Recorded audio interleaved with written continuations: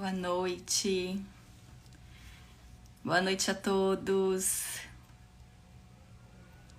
Muito feliz de estar aqui mais uma vez com vocês. Boa noite, sejam muito bem-vindos à live número 4, dentro desse projeto de preparar os nossos filhos para o mundo, com este olhar dessa fase em que se aproxima a saída dos nossos filhos de casa.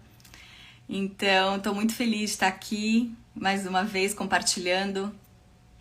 Boa noite, Lu. Boa noite, Cláudia. Boa noite, Gabi. E esse mês de maio é um mês em homenagem ao mês das mães. É um mês em que eu escolhi trazer convidadas para as lives. Mulheres, mães, pessoas que têm experiência, que tragam conteúdo para que a gente possa, então, juntas conversar sobre essa fase, sobre essas preparações, sobre filhos. E hoje eu escolhi uma convidada muito especial, que é a Teca Machado. Ela é terapeuta sistêmica, assim como eu, ela é family coach, ela é mãe, e, e eu acho que vai ser um bate-papo muito bacana. Deixa eu ver se a Teca já chegou. Aqui, Teca, vou te chamar.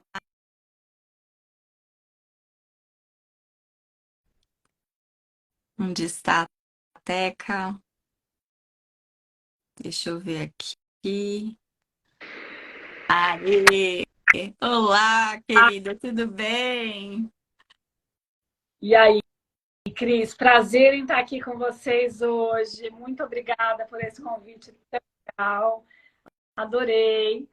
Estou adorando o seu conteúdo, o seu trabalho, que eu acho que é muito importante, assim, essa fase que a gente, como mãe, tem que deixar o filho para o mundo, né? Acho que é super importante e estou amando e estou feliz por estar aqui hoje. Muito obrigada pelo convite. Ai, que bom. Para mim é um prazer, uma honra recebê-la. A gente pode contribuir com muita coisa, não só como experiência, como mães, mas também em função da nossa formação, né, como terapeutas, tanto que a gente estuda e aprende, vivencia nos nossos trabalhos, nos nossos atendimentos, né? E no caso, eu, como mãe, que já vivenciei a saída de uma filha de casa, estou com um filho de 15 anos, que em 3 anos também vai embora. Então, essa troca é muito rica. A gente aprende muito quando a gente faz esse tipo de troca, né? Então, agradeço demais você estar participando aqui e acho que a gente vai fazer uma conversa muito gostosa hoje. E o que eu queria começar para a gente iniciar esse bate-papo é algo que eu acho super importante da gente refletir, porque tem muita gente que pensa assim: ah, falta tanto tempo ainda para o meu filho sair de casa. Não preciso pensar nisso agora, não é a hora ainda de começar esse processo. E, será que a Teca travou? A sensação que a Teca travou. Ela saiu. Exato, caiu. Eu tô vendo ela sorrindo. Ai, não, ela saiu, ela saiu. Deixa eu chamá-la novamente. Espera lá. Ela caiu e eu não percebi. Tô aqui conversando. Vamos lá. Vamos lá. Voltou! Ah, Cris, aí jogou para fora, falou thank you for joining e me expulsou da. Jura? Nossa, e eu aqui falando, e eu tava vendo você assim, empolgada. Eu assim, aí eu falei, não, pera lá. Deixa eu ver, acho que a Teca caiu. Você E tá? esse mês é muito bacana, é muito importante, porque a gente acha, né, que falta muito. Eu ainda não tive a experiência do filho sair de casa, então eu ainda não, né, eu acho que é interessante, porque assim, tem coisas na vida que a gente só sabe se a gente passa pela A experiência, gente né? Então, por exemplo, vivencia. como é que você explica para alguém o que é um parto? Você pode explicar, a pessoa pode ter toda a teoria, mas a sensação é muito única, né? Exato, exato. Sofrer quando o filho sofre. Não tem palavras para descrever tantos sentimentos nessa jornada da maternidade. E então eu não sei, isso tudo para dizer que eu não sei como é, de fato, ter um filho saindo de casa. Estou quase chegando lá o ano que vem, mas o que eu percebo assim, esse processo da saída de casa não é no dia que o filho sai de casa, né? É um momento que antecede começar a preparar o filho para sair, para ir para o mundo, começa quando eles são pequenos, não começa aí, né? Ou muitas vezes, como você falou, falta tempo, então quando está no junior year, agora deixa eu começar a pensar no assunto. Não, o melhor, né? E claro que assim, gente, o mundo é real, não é ideal, mas o ideal para quem tem filhos pequenos é que a gente comece a pensar nisso o quanto antes. É, eu E, concordo. Eu concordo plenamente, porque, inclusive, na verdade, é um processo em que a gente está trabalhando os nossos filhos desde cedo a irem ganhando responsabilidades, porque a cada pequeno movimento em que eles se sintam capazes de fazer alguma coisa, e aí eles criam essa coragem, essa autoestima, porque eu consegui fazer isso, né? Todos esses pequenos movimentos de dar essa independência são fundamentais para quando chega a hora deles saírem de casa. Então é um movimento que não é só realmente, como você falou, vou aqui nos Estados Unidos, estou no junior year, vou pensar, ou no Brasil, agora noivei, vou casar, vou sair de casa, né? Ou sei lá, por qualquer outra razão no Brasil que vai sair também. Mas é algo que é um processo. É um processo. Como tudo na vida, né? Como tudo na vida é uma preparação, é um não, processo. sem dúvida, tem um comentário da Gisela aqui dizendo que a gente tem que preparar, antes de preparar os filhos, a preparação também é nossa. Nossa. É exatamente isso, Gisela, porque não adianta, como é que eu vou falar para o filho? Filho, vai para o mundo, vai ser feliz, né? Você também, na visão sistêmica, se você não se preparou para essa, entre aspas, despedidas, né? Porque, no fundo, se a conexão é forte, o filho não sai, ele vai, mas ele volta e ele, de alguma forma, está presente, que é o que acontece muito com a gente no Brasil, né? Eu acho que Sim. muito aqui nos Estados Unidos, às vezes falam assim, mas a cultura americana, o filho sai de casa e vai embora. Eu não sei se isso é sofrido para eles, porque isso é cultural, para eles está dentro das normas deles e elas estão ok com isso, o que é diferente para a gente, porque a nossa cultura é diferente. Portanto, a gente criou os nossos filhos de outra forma, né? Então, eles não vão fazer como as pessoas daqui, porque eles tiveram mães brasileiras. Então, eles vão seguir os hábitos das mães, porque a gente acaba, mesmo quando a gente não quer, muitas vezes seguindo padrões familiares, Sim, né? Conscientemente. sim. Eu, essa despedida do filho, ela passa, ela acontece em muitos momentos da vida, né? Aqui a gente está falando quando sai para o college, mas quando eu trabalhava, quando eu estava no Brasil, eu trabalhava numa pré-escola, na parte de adaptação com as mães. E se a gente pensar, né, quando a gente leva o filho para a escola pela primeira vez, e a gente fala tchau, filho, fica com a professora, é uma pequena despedida também, né? Total. É uma preparação para o mundo ali com 3 anos de idade, 2, 3. E uma vez tinha uma mãe chorando no parquinho, porque ela ficou muito arrasada, que o filho falou tchau, mamãe. E ela não sabia o que fazer. Se o filho está preparado para ficar sem ela, o que ela vai fazer? Ela não estava imaginando. Então, tem, às vezes, um lado inconsciente nosso que quer que o filho sinta a nossa falta, que quer que ele fale, mamãe, fica comigo, né? E, de novo, com 2, 3 anos, até tá valendo, mas também não tem nada demais a gente confiar que vai dar tudo certo no processo. Exato. É um processo de soltar, né? É um processo de desapego que começa assim com cada movimento, cada passinho pequeno, em circunstâncias diferentes da vida, e é algo que a gente precisa estar disposta também a fazer essa, ok, eu vou, meu filho, vou deixar meu filho aqui, eu confio no processo, eu confio que vai dar tudo certo.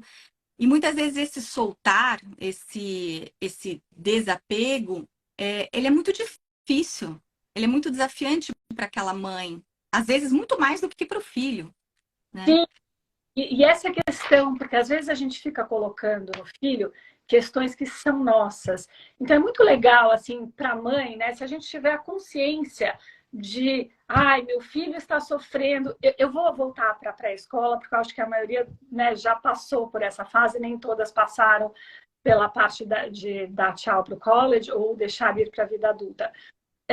Eu gostei dessa palavra que você usou, confiança. Eu acho que confiança é uma palavra-chave aqui no processo de educar e liderar o filho. Então, quando eu levo o filho na pré-escola, né? Se eu confio na professora, se eu confio naquela escola, eu deixo meu filho ali com confiança e ele se sente seguro no novo ambiente, porque ele sente que eu estou confiante e ele sente que eu estou passando essa confiança para ele, indiretamente falando, fica que você dá conta. Uhum, exato.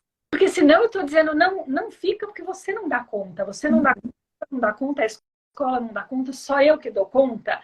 Não pode ser. E muitas vezes, né, eu vejo muitas mães cada vez mais com medos, a Andréia colocou aqui, dá medo, né? Sem dúvida, a Andréia bate nos nossos medos pessoais. E é legal, não importa em que idade esteja o seu filho, poder olhar para isso e falar assim, mas calma aí, que medo é esse? Ele tem um fundamento ou ele não tem? Esse medo é meu ou é do meu filho? E se esse medo for seu, a minha dica é, fica com ele e trabalha ele com você. Não passa ele para o filho, porque senão o filho pega e o filho carrega esse medo para a vida. E muitas vezes também, né, Cris, como terapeuta sistêmica, a gente tem esse olhar que muitas vezes o medo nem é seu, muitas vezes que vem da sua família e você herdou da família. Então, assim, é uma coisa muito mais profunda, por isso que nem sempre é fácil trabalhar Exato. esse medo. Não, não, eu acho que na grande maioria das vezes é extremamente desafiante trabalhar essas questões, mas o quanto antes a gente começa a esse olhar para dentro, a esse olhar de opa, deixa eu ver o que está acontecendo aqui, a gente aprender a gente ir criando uma educação emocional própria, de nos percebermos o tempo todo, de perceber se eu estou com medo, eu estou insegura, e por quê? Isso aqui faz sentido eu estar me sentindo assim? Por que é tão difícil eu soltar meu filho? Por que eu não consigo confiar? E quanto mais a gente vai fazendo desde cedo esse tipo de autoquestionamento, de olhar para dentro, né, a gente se perceber, aprender esse olhar, mais a gente vai conseguindo trabalhar, mais a gente vai conseguindo curar aqui a nossa, vamos chamar assim, que hoje todo mundo já fala muito, a criança interior, né? Olhar para as nossas questões e mais a gente vai libertando os nossos filhos de repetirem essas histórias ou de levarem para, né, com eles essas nossas inseguranças também. Não, sem dúvida. E você está falando da nossa criança interior, né? Quando a gente era criança, não tinha essa coisa de o que você está sentindo, né? O sentir. Não tinha esse olhar para as emoções. É vai lá, faz, se vira aí que vai dar certo e vamos embora, né? Quando muito, algumas famílias ainda conversavam a respeito do que está acontecendo, porque algumas famílias nem conversa tinha, o que dirá olhar para os sentimentos. Então, isso é uma coisa nova, só que o interessante é que assim, o mundo está tão ansioso que eu vejo que muitas vezes as mães, e óbvio que não por mal, mas nem olham também para o sentimento do filho. Uhum. Elas já que o filho está sentindo a mesma coisa que ela. E o filho não necessariamente está sentindo a mesma coisa que ela, né? Então, muitas vezes a mãe tem algum medo. E aí ela já fala assim, ai, meu filho vai sentir medo. De novo, isso em adaptação é muito comum, e principalmente quando os filhos são pequenos, as mães chegam, sei lá, eu vou mudar meu filho de escola e ele vai sofrer. Se o filho é pequeno, se você não vai sofrer, ele não vai sofrer.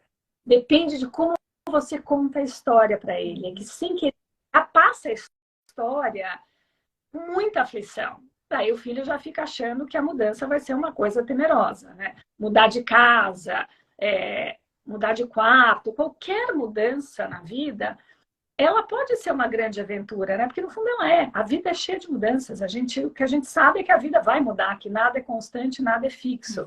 Então, consegue parar e olhar, calma, o que é meu, o que é dele? Será que de fato ele também está sentindo esse medo? Porque daí, e só aí a gente consegue fazer essa separação, e aí a gente pode de fato olhar para o filho e até perguntar. E tem mães que falam assim, eu pergunto, mas eu já pergunto assim, você está com medo, meu filho? Uhum. Daí, a palavra principal da frase é medo.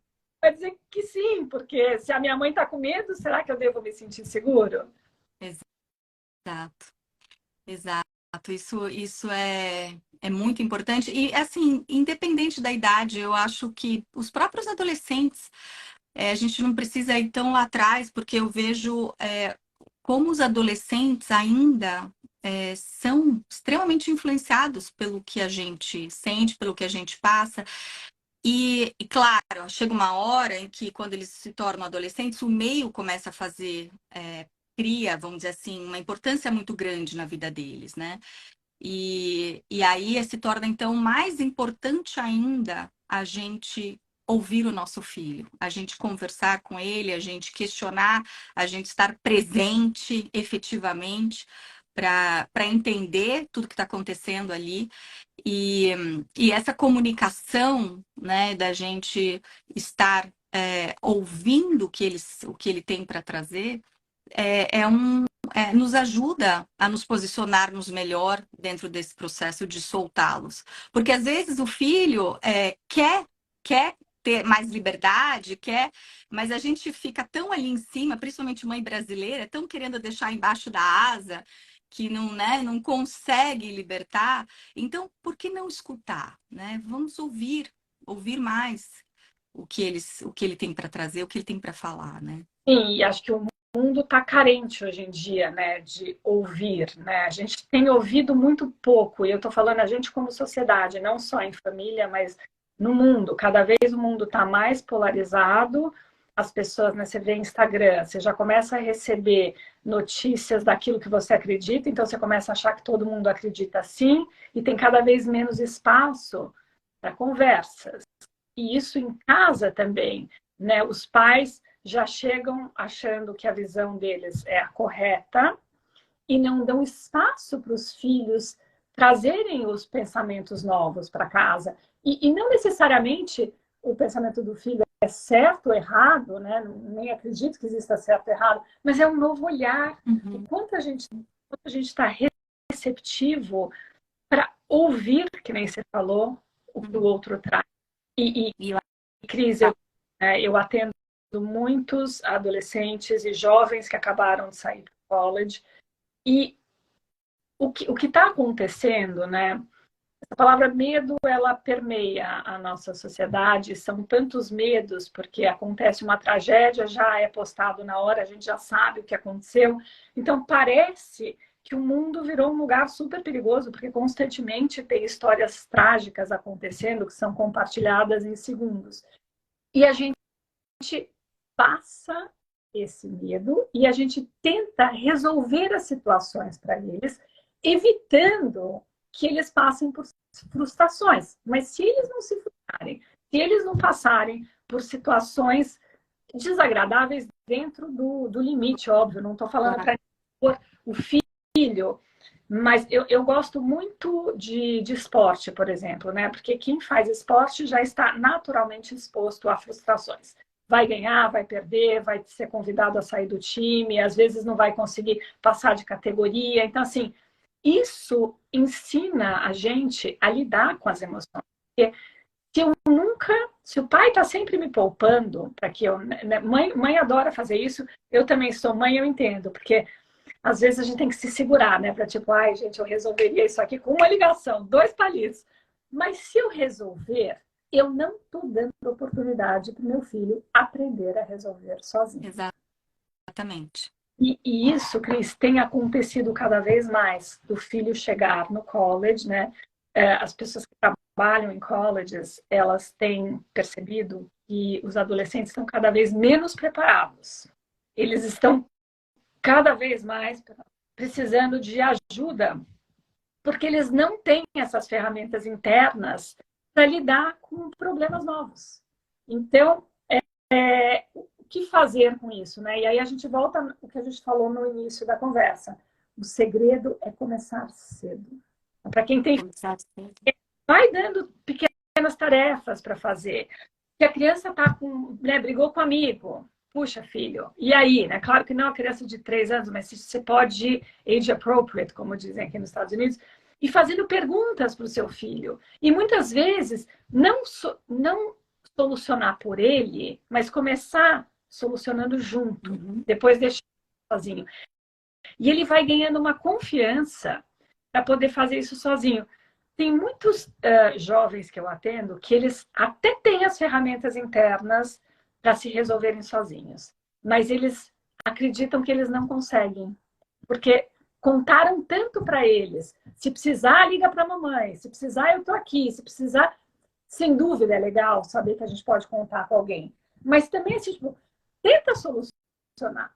Eu sou a opção B, né? Eu resolver o problema do outro é a opção B. A primeira opção é ele resolver por ele mesmo. Porque aí ele vai ficar muito mais seguro, com uma autoestima muito melhor, e ele vai sair para o mundo de forma mais plena. Sim. E eu observo que, por exemplo, uma coisa que hoje, no mundo de hoje, com os nossos filhos, dificulta também para que eles se sintam, vamos dizer assim, que eles vivenciem situações na vida que tragam, que eles se exponham, vamos dizer assim, as dificuldades e consigam lidar sozinhos, essa questão da tecnologia. Hoje é um absurdo um filho, por exemplo, sair sem celular, né? Porque todo mundo tem medo, tem receio, quer saber onde está, aquele controle para saber, deixa eu ver onde que meu filho está aqui, né? E se de repente aquela criança, a gente, quando nós éramos crianças, nós saíamos, se a gente fosse andar de bicicleta e caísse, levasse um tombo, a gente não ia pegar o celular e ligar, mãe, vem me ajudar, pai, olha, eu me machuquei, eu tô sangrando, eu tô com isso. A gente ia aprender a se virar. A gente ia levantar, ia chorar um pouquinho, ia cuidar ali do joelho, ia, né, subir na bicicleta de volta, ia voltar para casa. Quando chegasse em casa, a gente ia ser acolhido pela nossa mãe, né?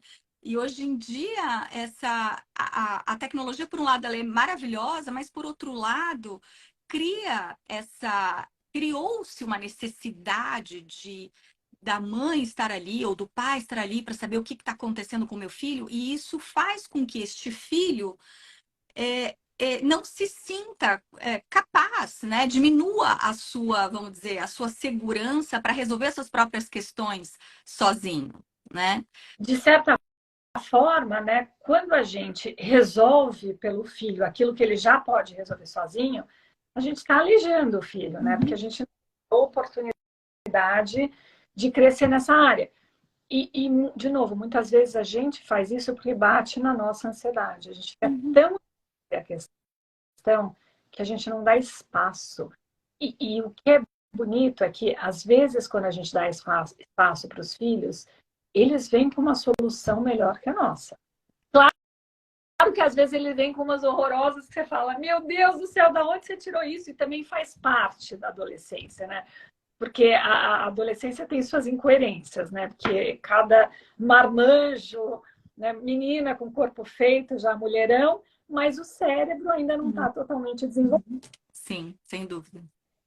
São super maduros e às vezes eles soltam umas pérolas que você fala, da onde surgiu isso? Isso tudo é normal, então não estou dizendo para também entregar o comando com 14 anos, não é isso. Claro que não. Observar, dando espaço para que eles possam voar. Exato. Tem uma frase do Goethe muito bonita que diz, né, que o ideal seria a gente conseguir dar raízes para os nossos filhos e também dar asas para que eles possam. Isso que você falou me veio assim muito essa questão da importância das nossas raízes, da importância da conexão com os nossos filhos, e que e que pelo olhar sistêmico já vem lá de trás, é fundamental que a gente se conecte com a nossa ancestralidade, com os nossos pais, né? Pegando essa força. E ao mesmo tempo em que me vem essa ideia da conexão, a importância dessa conexão, você falou, e dar asas também, é a questão do desapego, a gente conseguir se conectar e ao mesmo tempo não se apegar. É isso. Mas, então, eu acho que existem as duas dificuldades, né? A dificuldade da gente se conectar, porque a gente estava falando do medo, e eu vi que algumas escreveram aqui sobre o medo. O medo está muito forte nos dias de hoje. E aí, o que eu diria que é bacana é a gente perceber quando alguém conta que passou por uma situação de medo. E eu percebo que bate no meu medo também, né? Se minha filha contar, eu passei por essa situação de apuro, bateu no meu medo, é legal avaliar. Gente, se esse medo é meu, eu sem querer vou reforçar o medo dela. E aí, se eu der ferramentas para ela resolver, eu vou reforçar também, se eu der, não, se eu quiser solucionar por ela, eu vou reforçar também a ansiedade dela, sem querer. Porque daí ela vai continuar com medo e ela vai ficar ansiosa, porque o dia que a mãe não estiver perto, como é que ela resolve, né? Uhum. A mãe tende a fazer isso mais do que pais.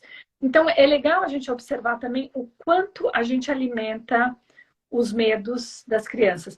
Eu estava lendo outro dia um artigo muito interessante de pessoas cujos avós foram para campos de concentração. Eles têm um lado maravilhoso, né, de uma alegria de vida, uma felicidade, de conseguir lidar com o problema de uma forma incrível, né, porque eles passaram por situações realmente muito difíceis, mas existe um medo presente e muitas vezes um medo de separação, porque que ele é real na família, né? E a ciência de que esse medo não começou com você é muito importante para que você possa se desprender desse medo e entender que ele está em algum lugar no passado, ele não faz parte do presente. E é isso que você falou, só desapegar é conseguir embrace, né? É acolher a sua história, o seu medo, mas entender que ele não é mais real, que ele é só uma sorte que ficou. Sem dúvida, sem dúvida.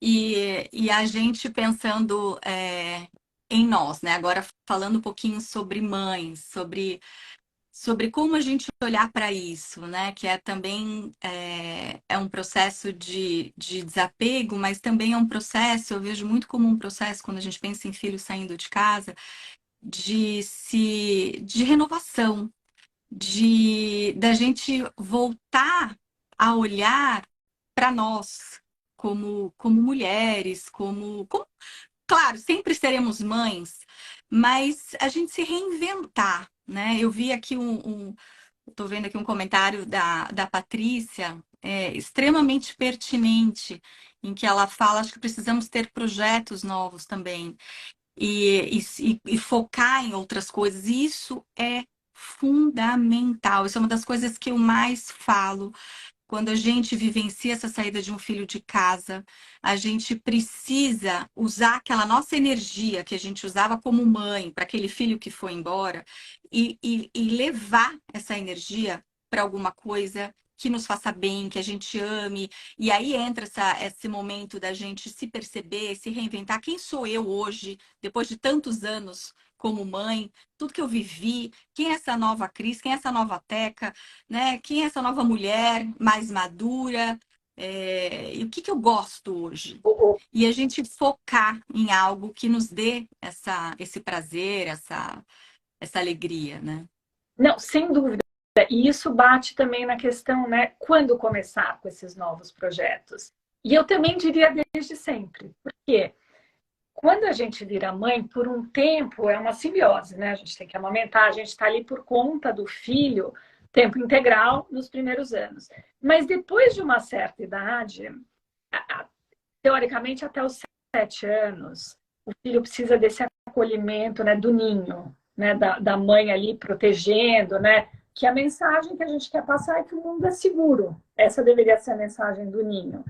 E depois desse momento, é a hora do filho começar a ir para o mundo. E eu acho que, assim, de de novo, tá no mundo ideal, o mundo não é ideal, mas no mundo ideal, a partir desse momento seria legal que a gente também saísse do papel de mãe, de esposa e começasse a olhar, né? Quais são meus sonhos, meus hobbies? E eu não estou falando aqui que precisa trabalhar, não é isso, mas é quais são meus projetos de vida, né? O que eu quero da minha vida, o que eu quero. Porque senão, se você for pensar isso no dia que o filho sai de casa, é possível também. Gente, sempre é tempo, né? Nunca é tarde. Claro. A esperança está tudo certo. Eu estou falando aqui, né? O ideal e a vida não é ideal, mas tendo essa consciência, quanto antes a gente começa a se preparar, criando o nosso espaço, começando a plantar projetos, porque daí, a hora que o filho sai, a gente também já está ali com as nossas asinhas prontas para voar. Uhum. Para experimentar essa nova fase, que também é uma fase incrível, né? Quantas e quantas coisas a gente não pode construir depois de maduras, né? De muito mais experiência de vida. São infinitas as possibilidades, né? Eu também não construo nada depois que o filho foi para o college. Imagina eu ficar vivendo em função do filho. Aí eu não libero o filho, nunca, né? Tem muito nas constelações a gente vê filhos que foram para o mundo, mas não foram porque a mãe não liberou. Isso eu conheço vários e atendo vários. E aí é muito mais um movimento de trabalhar com a mãe do que com o filho. Muito mais Sem dúvida. exato mãe para que ela consiga liberar o filho, do que tentar, porque o filho, na verdade, a coisa que os filhos mais querem é o amor e a aprovação da mãe e dos pais. Uhum. E a bênção para seguirem, né? E a bênção para poderem ir. E você sabe que você comentou isso, e uma coisa que eu observo bastante, já que você falou sobre esse olhar da questão da mãe, que a mãe não consegue fazer esse movimento, uma coisa que eu vejo nos meus atendimentos que é extremamente comum, eu diria assim que não vou dizer a regra, mas é muito comum a inversão de papéis, em que a partir do momento que aquela pessoa se torna um adulto, ela se torna a mãe da mãe. E aí o que acontece? Quando a gente vai olhar, a gente coloca, faz uma constelação, a gente observa que aquilo é um padrão que já se repete.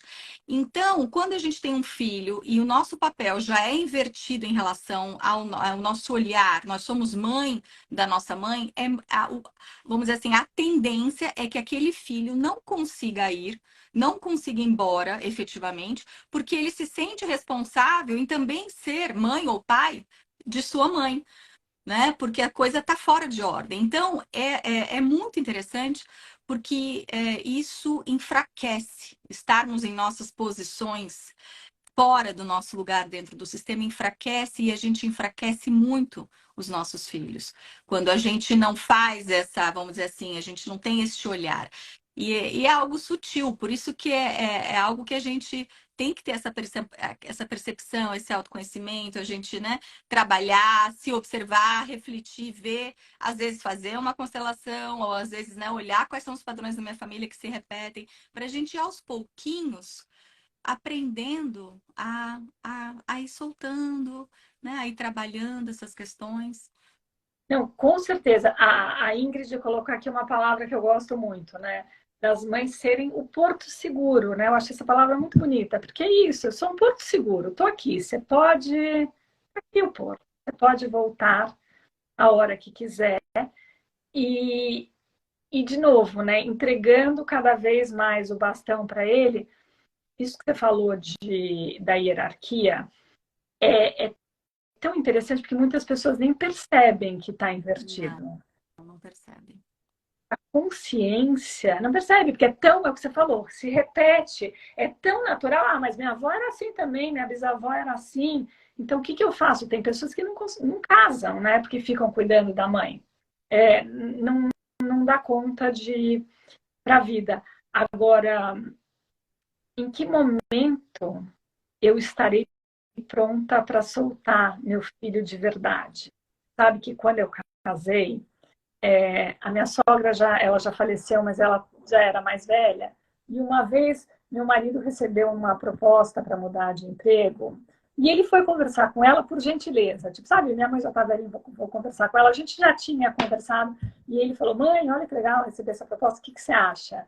E ela foi incrível. Ela falou assim, eu não tenho que achar nada. Você é casado, tem sua mulher, você pergunta para ela o que ela achar, vocês resolvam. E ali, no fundo, ele já era independente, mas ele foi ser gentil. Mas eu achei tão boa essa resposta dela. Eu falei assim, essa resposta que eu me comprometo a dar para os meus filhos, né? Eu realmente reconhecer que a fase de vida dele mudou e que agora ele já pode fazer a decisão sozinho com a nova família dele, não mais comigo. Exato.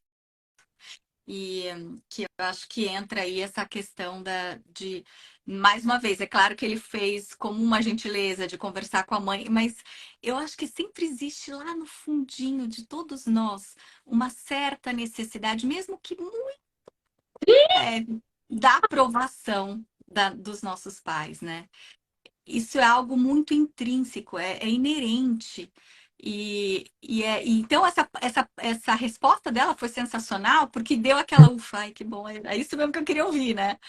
Mas a gente tem que estar atento a isso. E isso começa já, e eu acho que é muito importante, mais uma vez, enfatizando essa questão de já ir trazendo esse olhar de preparar os filhos para o mundo, quando a gente estimula os nossos filhos a refletirem e a gente joga para eles as questões. Então, por exemplo, tem alguma coisa que eles precisam resolver ou decidir, e eles querem que a gente. Ah, o que que eu faço, mãe? E ao invés de a gente dar a resposta, a gente ensiná-los a pensar, a refletir. Joga a pergunta: o que que você faria? O que que você acha que você deveria fazer? Né? Ajudá-los a raciocinarem sobre aquilo, porque aí eles vão aprendendo a tomar as suas próprias decisões, vão se sentindo cada vez mais seguros, cada vez mais capazes, né? E isso fortalece demais. Você sabe que mês passado, minha filha estava numa decisão crítica e tinha 5 minutos para decidir, e ela vem, mas tem isso, e ela é super animada, e ela assim, mãe, o que você faria? Eu falei assim, o que eu faria não é o mesmo que você faria, eu quero saber o que você faria, né? O que você acha que... Ah, não, mãe, tipo, ela estava tão... Resolve para mim, porque tem um fato, né? Tem uma coisa muito boa. E eu falei, não, eu não vou resolver para você, né? Porque as consequências da decisão vão ser suas. Então, não dá para eu decidir, sendo que quem vai passar pelas consequências boas ou ruins é você. E aí ela foi lá, decidiu, ficou toda feliz, deu super certo a decisão dela, no final foi acertada. Então, e mesmo se não tivesse sido, né? Se tivesse errado, também a gente aprende com o erro. Então, não importa se falou do apego, acho que muitas vezes a gente fica apegada a fazer dar certo. Uhum. O dar certo, né? Se a gente entender que o dar certo é ter algum ensinamento, vai dar certo mesmo quando dá errado. Porque quando dá errado, se a gente conseguir aprender do erro, deu certo. Não tem Exatamente. muito. E é engraçado, que isso é uma coisa muito brasileira também. Fazer o que é certo, fazer a coisa certa, certo e errado. A gente fica muito. Eu não gosto dessas palavras certo e errado. Também não. Certa você é errada. Se você é certo, eu sou errado. Precisa ter certo e errado, né? Não pode ser só um grande aprendizado, um movimento para frente, um movimento de crescimento de todo mundo, sem se apegar tanto, exceto algumas coisas realmente, tipo, né, não pode matar, não pode ter umas coisas que são valores, Claro. mas eu não ia tanto ao certo e errado. Acho que às vezes a gente tem esse apego. Muito. Falando um pouquinho sobre comunicação com os nossos filhos, que eu acho que isso é algo também tão importante para a gente refletir e dentro desse olhar sistêmico, que eu acho que é uma filosofia de vida maravilhosa, a gente aprende que como é importante a gente colocar em palavras as coisas, né? Inclusive, quando a gente faz um trabalho, as frases de cura, que é o nome que se dá, são palavras, é a forma como a gente se comunica, como a gente expressa. E uma coisa que eu aprendi, que eu uso, e pelo menos eu acho que isso é tão libertador, e que é uma forma da gente ir trabalhando também o nosso emocional, é a gente chegar para o nosso filho e falar, filho, eu confio na sua capacidade, ou então, filho, eu te liberto das minhas expectativas, porque a gente, como mãe, que a gente coloca de expectativa de forma inconsciente em cima dos nossos filhos e a gente não se dá conta e eles carregam aquilo, mas chegar e falar, filho, tá tudo bem, faz do seu jeito, eu te liberto das minhas expectativas, né? Eu acho que essa questão da comunicação, a gente aprender a colocar em palavras aquilo que a gente, por mais que às vezes a gente ainda esteja trabalhando aqui, né? Porque às vezes não é tão fácil confiar assim, mas vai soltando, é uma forma da gente ir trabalhando, né? Eu acho, né, essa comunicação, tanto a comunicação realmente verbal, quanto a comunicação interna, né? E eu acho que tão importante quanto liberar os filhos e confiar nos filhos, é também a gente ter essa fala com a gente. Porque muitas vezes a gente tem uma expectativa tão alta da gente no papel de mãe, a gente vai fazer o que a gente dá conta de fazer e tá tudo bem. Ninguém é super mulher, ninguém precisa ser super mulher. Então, acho que já começa liberando a gente dessa perfeição, poderes que não. Eu acho que só de ser mãe, de conseguir dar conta, já é incrível, não precisa ser perfeito. Quando a gente vai se liberando, vai mostrando para os filhos que tá tudo bem errar, que tá tudo bem não ser perfeito, que tá tudo bem estar cansada, que tá tudo bem um dia não tá tudo bem. E eles vão percebendo, não só porque a gente falou para eles, acho também super importante a gente ter essas falas, essas conversas com eles, mas eles também vão percebendo que a gente faz isso, né? A gente walk our né? Eu não falo, you have to walk your talk. É isso, como é que de acordo com o que eu estou falando. Exato. E ao mesmo tempo eles vão percebendo que somos mulheres comuns, né? Não somos mulheres maravilhas, aquela coisa da mãe que resolve tudo, não sei o quê. Não, a gente chora, a gente sofre, a gente fica triste, fica mal, né? Erra, cai, levanta, sacode a poeira do joelho, segue. E isso é muito bom que um filho veja tudo isso, veja as vulnerabilidades, né? Que ele perceba que ele tem o direito de ser vulnerável também, porque nós também somos vulneráveis.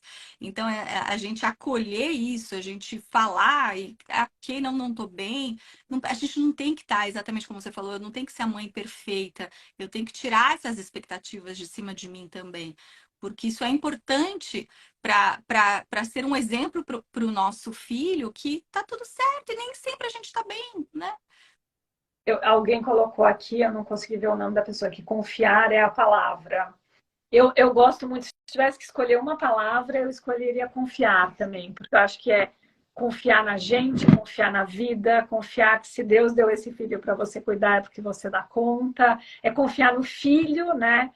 Olha, gente, a gente não tinha metade dessas ajudas que os filhos têm hoje em dia, e a gente deu conta, a gente está aqui, deu tudo certo, está tudo bem. Eu acho que essa palavra confiança é muito poderosa mesmo, né? E de certa forma, confiança é o oposto do medo. Então, acho que quando estiver entrando no medo, vale olhar, cadê minha confiança, né? Porque às vezes a confiança se esconde. Então, traz a confiança de volta, traz a confiança para a luz, para que a gente possa estar sempre em contato com essa confiança.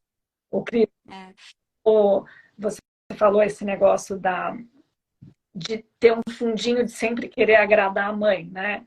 E sem dúvida, né? Todo ser humano busca por amor e aceitação e pertencimento, enfim, faz parte de ser humano. Não sei se você lembra uma vez que teve aquela corrida que uma pessoa estava na frente e essa pessoa estava o tempo inteiro na frente e aí o segundo ele chegou, só que o da frente não viu que a linha de chegada não tinha chegado e ele parou. Ele correu o tempo inteiro na frente e de repente parou.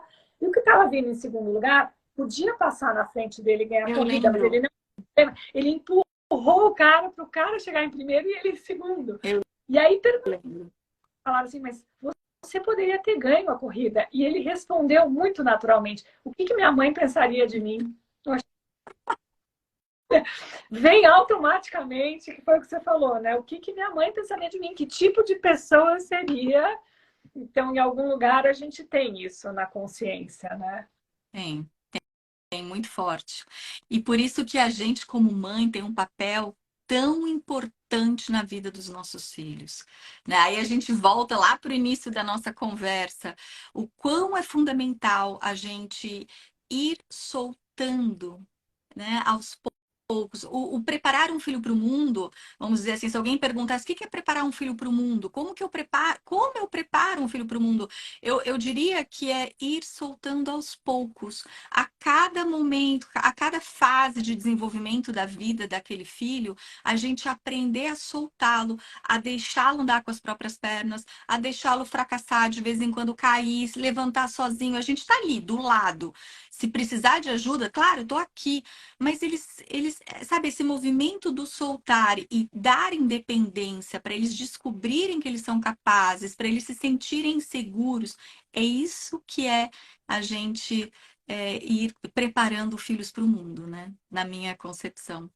Não, eu acho. E acho que, assim, também respeitar o timing deles, né? Porque às vezes a pessoa sai para o college, aí no primeiro mês não deu conta, muitas vezes os pais já se desesperam, tipo, não tá, calma, não deu conta no primeiro, talvez sofra por um ano e tá tudo bem. Nem tudo são flores, né? Claro. E esses, às vezes, é uma coisa muito interessante, porque às vezes você atende uma pessoa, eu outro dia atendi uma pessoa que teve um primeiro ano de college bem conturbado, eu diria, bem difícil. E no final do ano, a gente olhou e falou assim, bom, e aí, como foi, né? E a pessoa falou assim, foi cheio de aprendizados. Então, esse ano foi cheio de aprendizados. Então, não foi ruim, mas muitas vezes a mãe fica tão aflita que nem permite que o filho passe por esse processo que, às vezes, é dolorido, mas ele traz um grande aprendizado no final. Então, não foi bom. Mas, de novo, né? Esse soltar das nossas expectativas, o que a gente acha que tá, da ansiedade de tentar proteger o filho. Outro dia também tem um livro que eu li recentemente que eu adoro, que em inglês chama How to Raise an Adult, Raising an Adult, alguma coisa assim. E ela fala que, assim, muitas vezes a gente esquece que a criança que a gente tem, o nosso trabalho é de criar essa criança para que ela se torne um adulto. Não é criar uma criança. No fundo, a gente tem o papel de criar um adulto. Né? Por mais óbvio que seja, a gente às vezes esquece disso. E esse processo de criar um adulto, eu tenho que lembrar o ponto final que eu quero chegar, que é o adulto. Não tem como eu fazer isso se eu não soltar. Não tem imaginando que nada vai dar errado, preso nas minhas expectativas de que tudo vai seguir o script. A vida não segue o script. Nem a minha, nem a do meu filho. É só. Então, e acho também, né, como eu lido com as minhas frustrações, também é um espelho muito grande para como meu filho vai lidar. Sem dúvida, sem dúvida. E por isso é importante esse olhar que você contou do exemplo né, do aquele ano difícil, mas que para ele foi um ano de muito aprendizado, porque isso é uma forma de olhar as situações. Tudo na nossa vida depende da forma como a gente olha para as questões, né? E a gente como mãe, desde cedo, a gente fazer isso na nossa vida, em que qualquer desafio pelo qual a gente passe, são muitos os desafios, a gente conseguir ter esse olhar de ok, foi duro, mas eu tô aqui, eu sobrevivi, eu tô, né?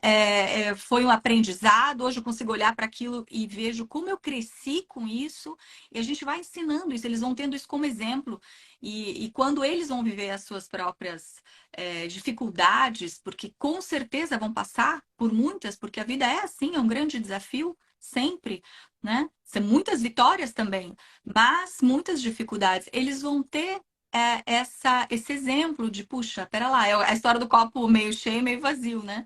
Como é que eu olho para isso? Se você pergunta qual é o manual da vida, é a coisa mais básica, mais simples, nada profunda, mas eu acho que é super profunda. Eu acho que, assim, se eu pudesse dar uma dica para os meus filhos, seu copo está meio cheio ou meio vazio. Isso resume tudo na vida. É verdade, é verdade. É como a gente interpreta as situações. No fundo, né, o que causa sofrimento, alegria, não é a situação em si, é que olho para a situação.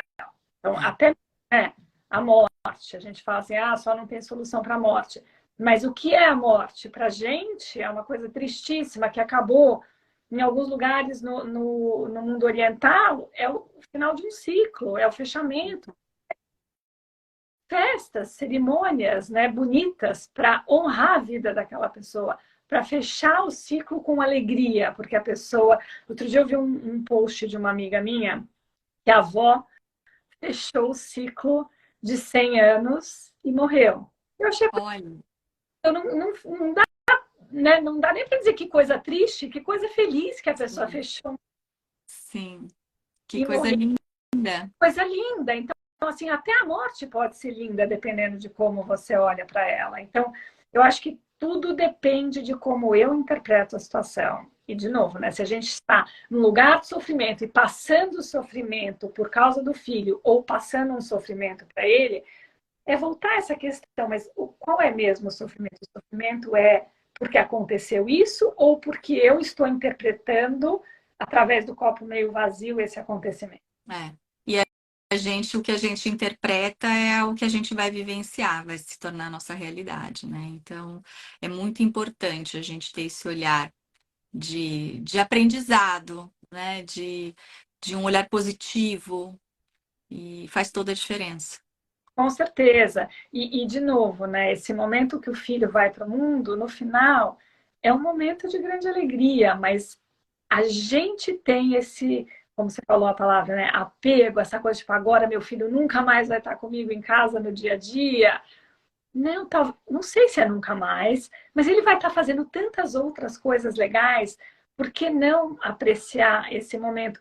Uma coisa que uma coisa que eu acho que atrapalha muito também, né, a nossa jornada é o julgamento, porque a gente também se julga de forma muito crítica, a gente julga o filho, a gente julga se a gente está sofrendo demais, se a gente está cobrando demais. E, de novo, se eu fico me julgando, eu acabo julgando o filho também, eu acabo colocando essa dificuldade minha no outro.